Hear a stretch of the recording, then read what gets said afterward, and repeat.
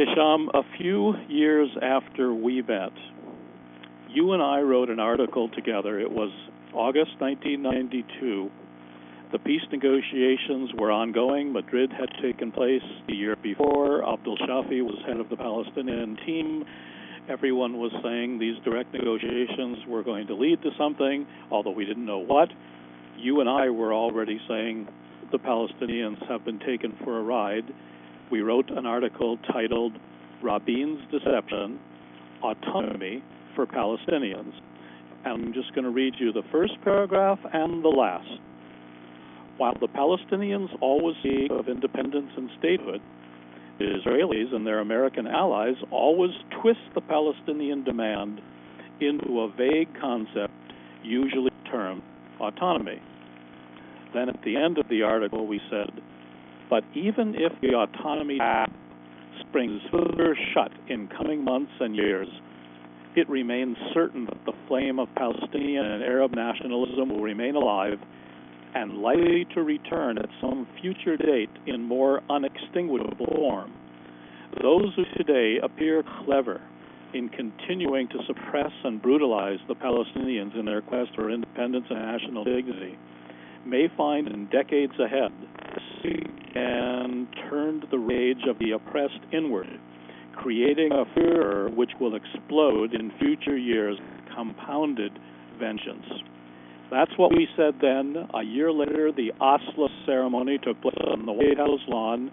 Everyone was saying peace is at hand, blah, blah, blah, it's irreversible. Of course, we weren't saying that, and we've quoted ourselves in subsequent years, especially the TV interview we did in '94. But here we are, 2011.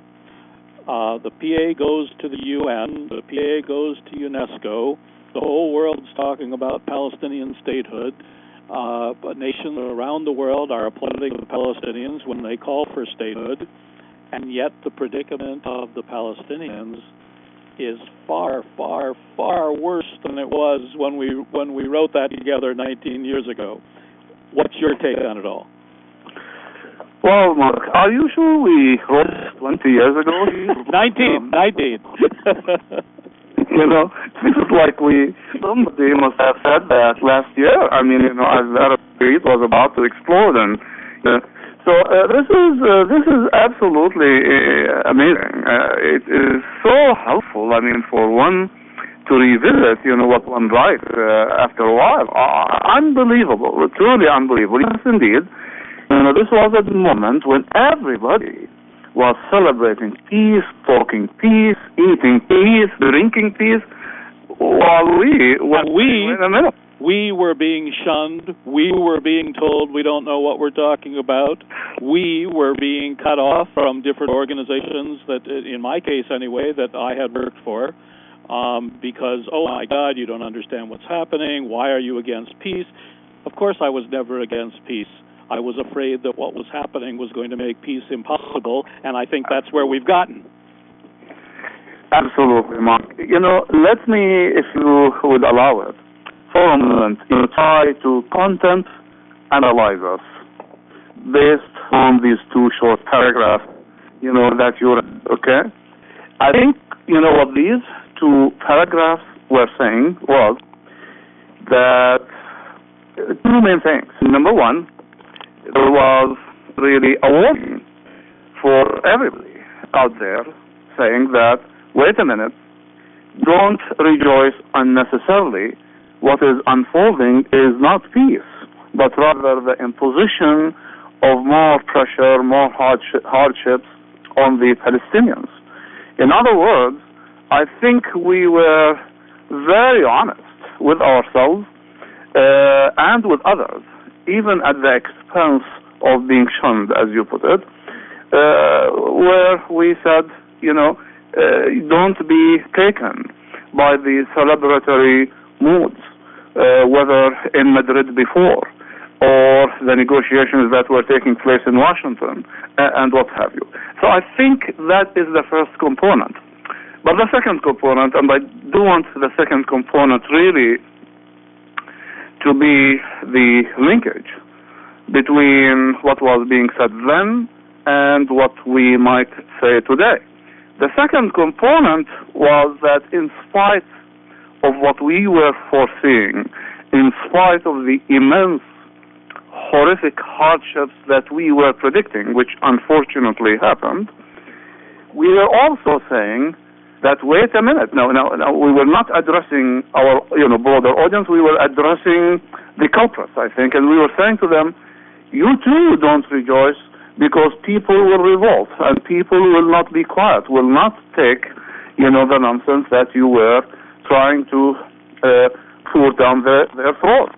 In other words, what we really were saying, Mark, and this is why I asked you, are you sure we wrote this, 20 or 19 years ago? We were saying that uprisings are coming, that the Arab street will explode, that there will be transformative moments in the region, in spite of all that you are planning really to do to the region and to the Palestinians in particular. And my goodness, without self-congratulating ourselves, Mark, how prophetic we were. I honestly think this was unbelievable. Hisham. Now, so if I may just couple more words, please, allow me, Mark. So I think what these two paragraphs did, they really combined a sense of responsibility, a sense of awareness, but also optimism.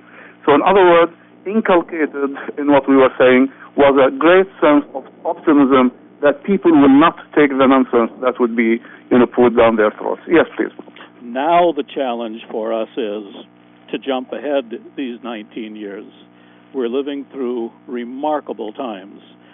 Just a few weeks ago, the PA president, who many people consider illegitimate and don't support very much, Mahmoud Abbas, nevertheless gave his speech at the United Nations to thunderous applause, except, of course, from the Americans and the Israelis. In recent days, he's also taken another remarkable step.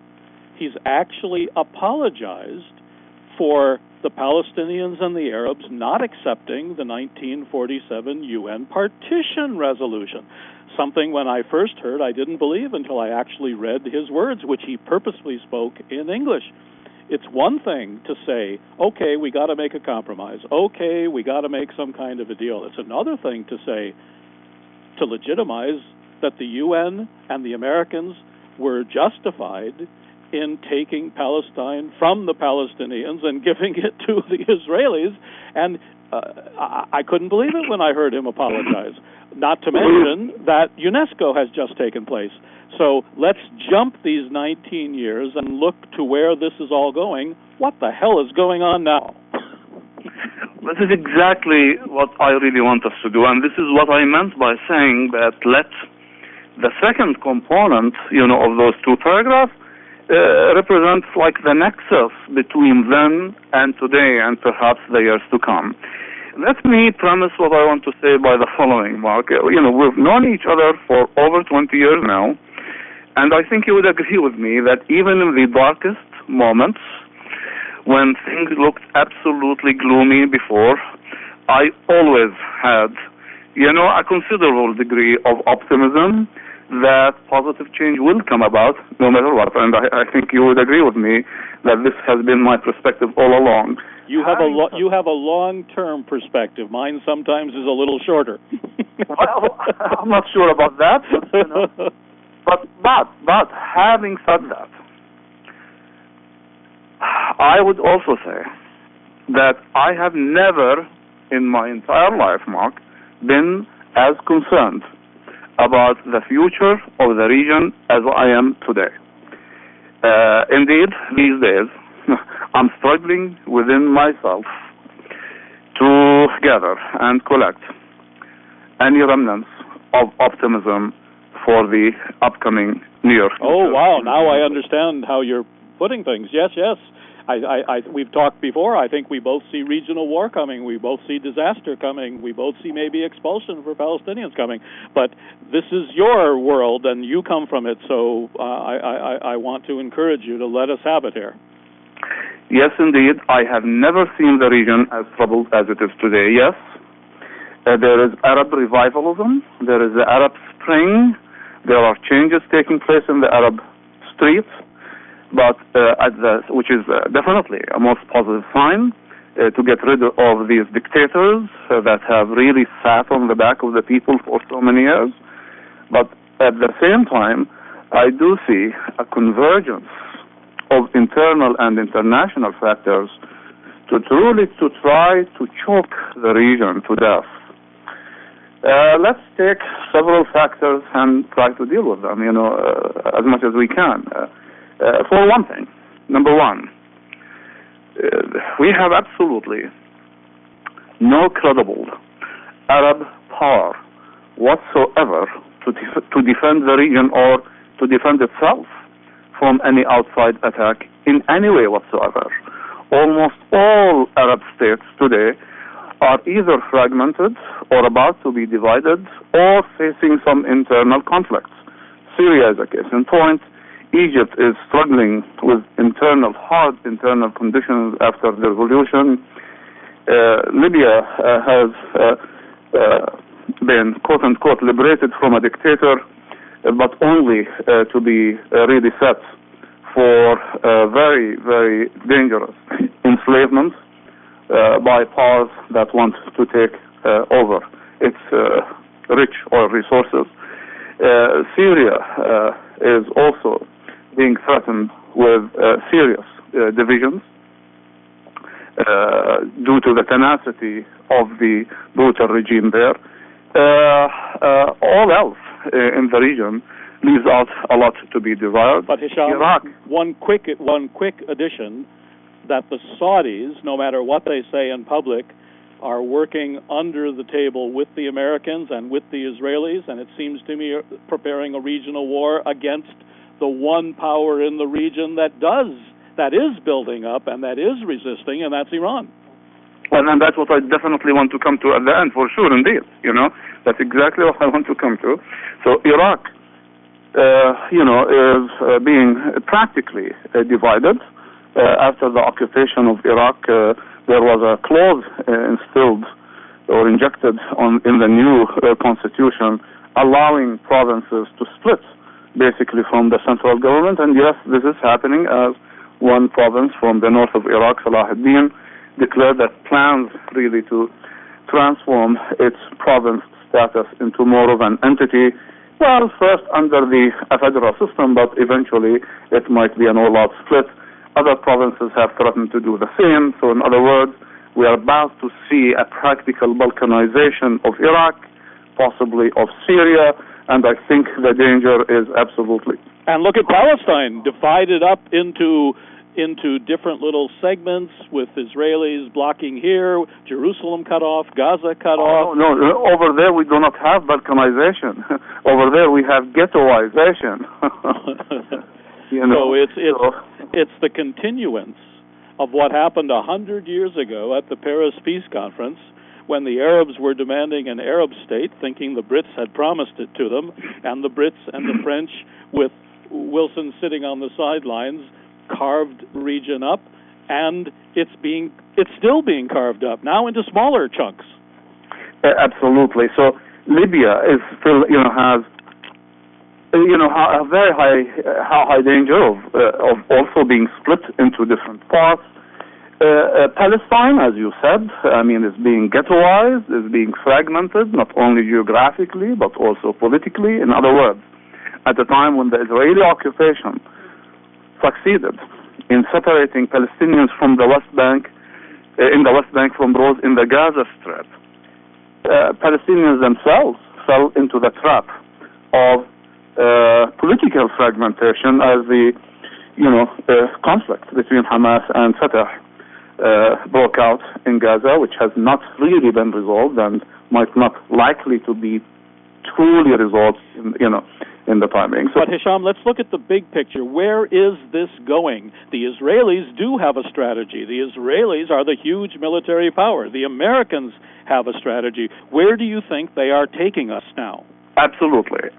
Now, in the midst, of this severe fragmentation, severe impotence, on the part of the Arab world, and the situation in Palestine, comes out the Palestinian President Mahmoud Abbas in a revisionist way, defying logic, defying the Palestinian national struggle for so many years, defying the essence, of the dynamics. I mean, for launching the PLO back in 64, 65, to apologize, to be apologetic for why the Palestinians did not accept the partition resolution, why the Arabs did not accept the partition resolution back in 1947. Well, he's groveling, but what in the hell? It's I think many people could say this is traitorous. Anybody who would have said this in previous years would have been considered a traitor to the very cause of the Palestinian struggle. So what is going on? Well, to me, this is totally unacceptable. This is a real condemnation, truly, of all that Palestinians have stood for. So even if for pragmatic reasons Palestinians might go along in retrospect with the partition plan, nobody can or should be apologetic about it in any way whatsoever, because this really means, this is saying that the Israelis were absolutely justified in taking 4/5 of Palestine back in 1948, and I cannot see it in any other way. However, the danger in this kind of statement, Mark, I think goes far beyond what we are saying, in that it is a prelude to recognizing Israel as a Jewish state, i.e. in fulfillment of Netanyahu's conditions and demands for pursuing the negotiations. So I believe we ought to expect that such statement, which I believe was aired on Israeli TV in English, so it was meant to serve as a reassurance for Israeli public opinion. I believe such statements will be followed by another era of wasteful negotiations, and one ought not to really be taken by, yes, the important vote at UNESCO to admit Palestine, to recognize Palestine as a full member in this United Nations organization, but well, that's like giving the Palestinians a sugar-coated pill that's going to kill them. Exactly. Now, so one ought not to exaggerate. I mean, the importance of this is absolutely important. This is very symbolic, and yes, this in a way, shows the international will on, regarding Palestine. But the fact that the French, at the very last moment, voted in favor of Palestine's membership in UNESCO, I believe signifies earlier attempts by the French to try to broker a deal, that is, to sway Palestinians from continuing their bid for Palestinian statehood at the Security Council, whereby they would go back to the General Assembly. And I myself heard Mahmoud Abbas hinting at this only last Thursday. So okay, but only. Let me put the context again. The quotes I read you were 1992, in the midst of the international negotiations that were taking place since Madrid. A year later came Oslo. You and I immediately, like Edward Said and others, analyzed Oslo as a potential disaster, and as each month a new agreement took place, we very quickly said it is a total disaster. What in the world has Arafat agreed to? And even years later, as we have said in the book we're writing, Arafat realized what he had done, and he wouldn't do it anymore. And thus he was isolated, imprisoned, and eventually killed. But now, here it is, 2011, and we're saying what we're saying now, like we said what we said then, and you've lost your optimism not only about where the Palestinian struggle is going, but it sounds like you think the region itself is in danger of explosion, and surely the Americans and the Israelis have strategy. So again, I ask very pointedly, are we headed to a historic regional war to transform the region and to put the Israelis and Americans in charge for another generation? Is that what we're dealing with?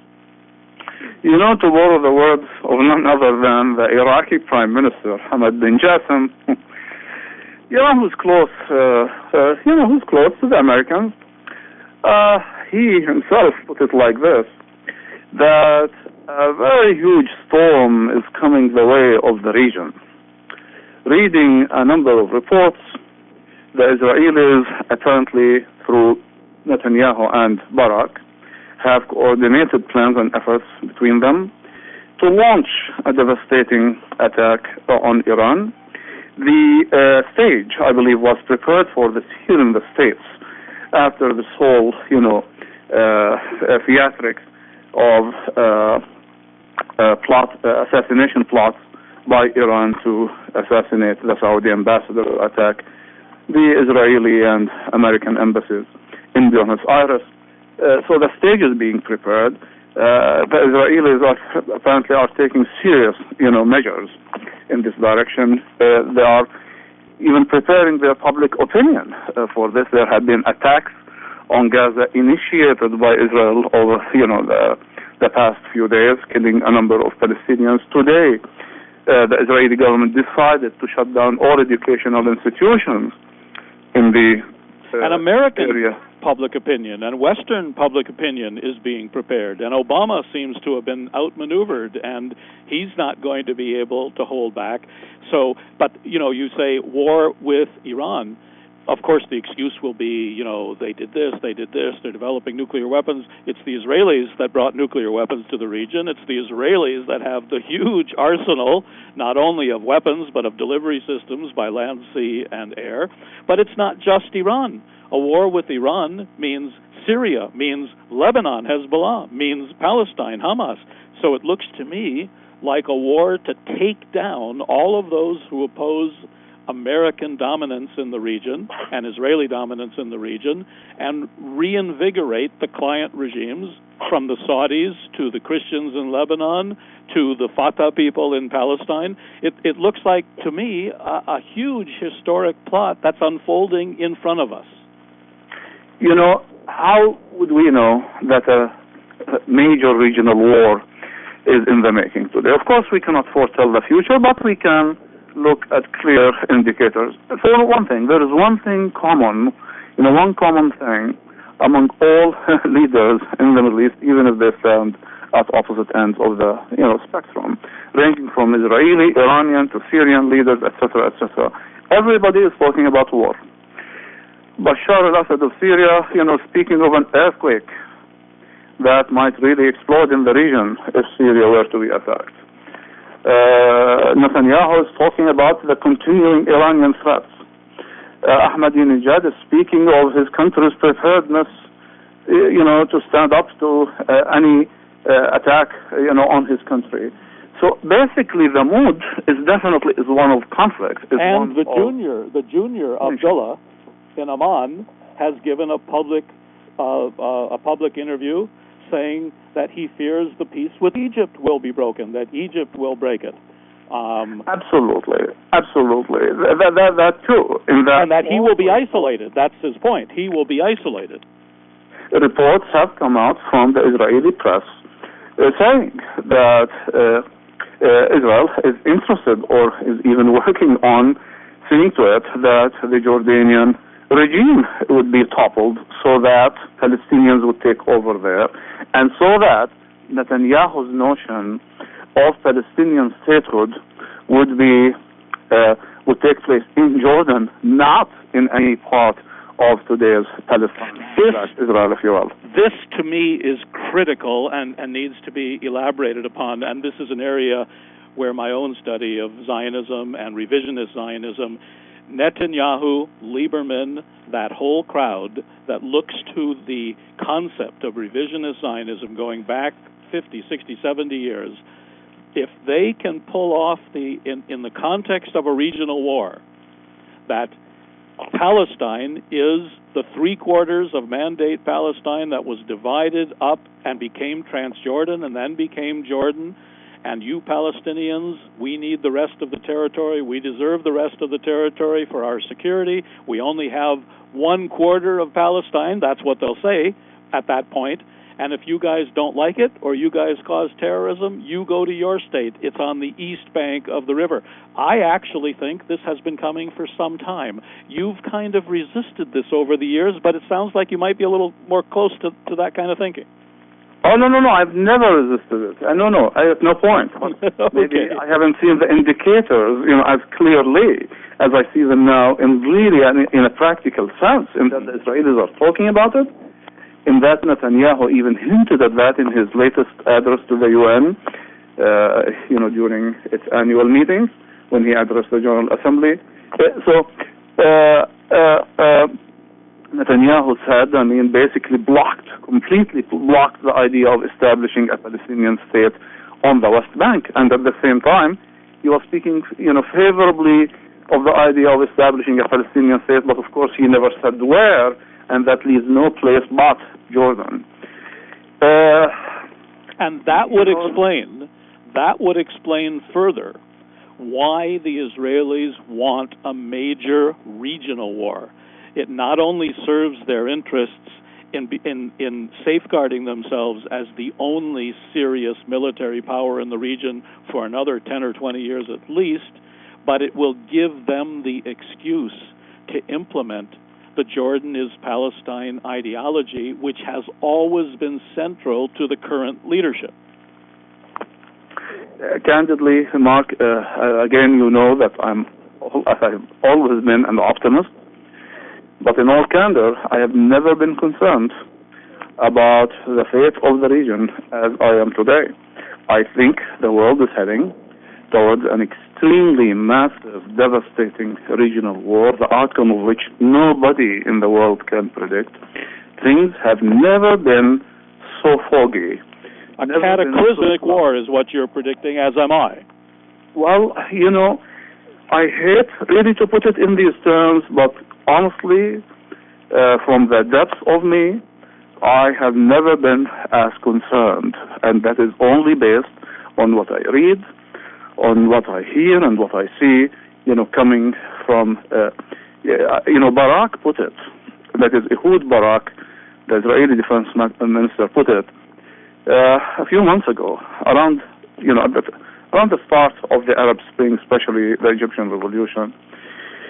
He basically expressed, of course, frustration with the fact that Mubarak was removed because, to him, as he put it, nobody could have served Israel more than Mubarak had for the past 3 decades. But at the same time, he said that trend of democratization and Arab revivalism is going to be short-lived, and it is going to be reversed. And of course, he never, expanded more on that. But it is our job, it is our duty, I think, to try to interpret and analyze what such statements really mean. Well, there are other statements, Hisham. Barak said that about Mubarak. Peres and other Israeli leaders have said very openly in recent weeks and months, Abbas is the best Palestinian leader we could ever have. We have to make sure we keep him there. Well, yes, and about Abbas, this is the interesting thing, is that in spite of his continuing overtures towards the Israelis, still Netanyahu is not satisfied with Abbas. Just yesterday, he blasted Abbas in the Knesset, saying that he's obstructing, talks and negotiations, and that he seems, or he poses as an obstacle to the pursuance of peace talks. So, well, Hisham, that represents the division within Israeli society, where some Israelis are desperate, establishment Israelis, that there be a quisling, controlled, stillborn Palestinian state to get that monkey off their back. But Netanyahu and his crew, as you rightly have analyzed and said, they talk about a Palestinian state, but their vision is it's on the east bank of the river, not anywhere on the west bank. Absolutely, indeed. No, absolutely, fully agree. Exactly. This is the attempt by the Netanyahu-Lieberman team to basically further isolate the Palestinians. I am concerned about massive destruction and devastation that will really target the entire region.